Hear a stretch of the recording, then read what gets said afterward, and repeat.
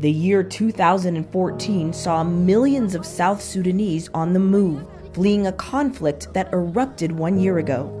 The speed and intensity of the war's spread throughout the young nation caught the world by surprise.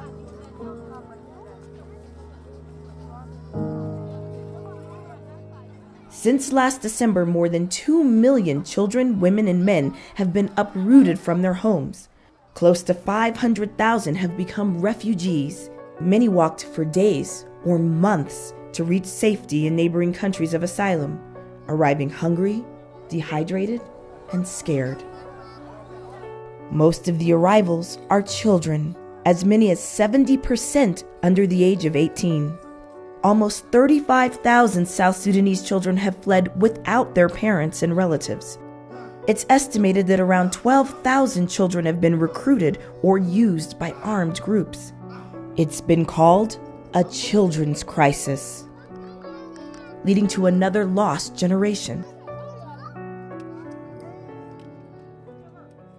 Can Maluel understands this better than most. He fled the last war over a decade ago to Kakuma refugee camp in Kenya, 9 years old and alone.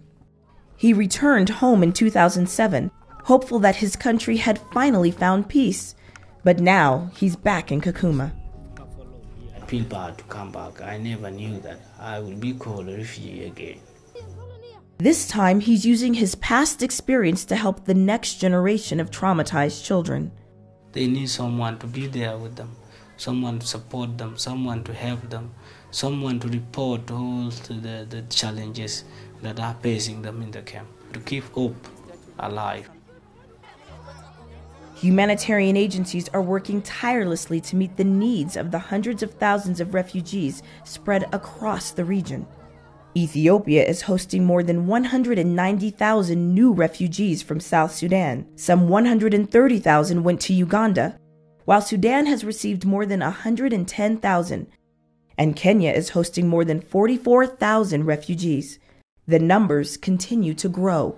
Also growing is the gap between the needs of the refugees and what aid organizations are able to provide.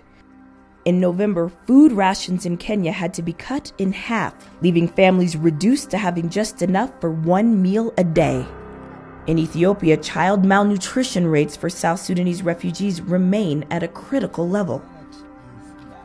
Children in camps across the region desperately want to attend school, but often they can't, due to a lack of facilities and resources. Without access to education, many young people, especially young men, are vulnerable to being drawn back into the conflict at home. All these needs and more require urgent support. The rainy season has ended.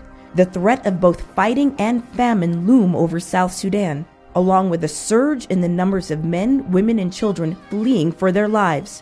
Millions of suffering people in the world's newest nation are at risk of being forgotten.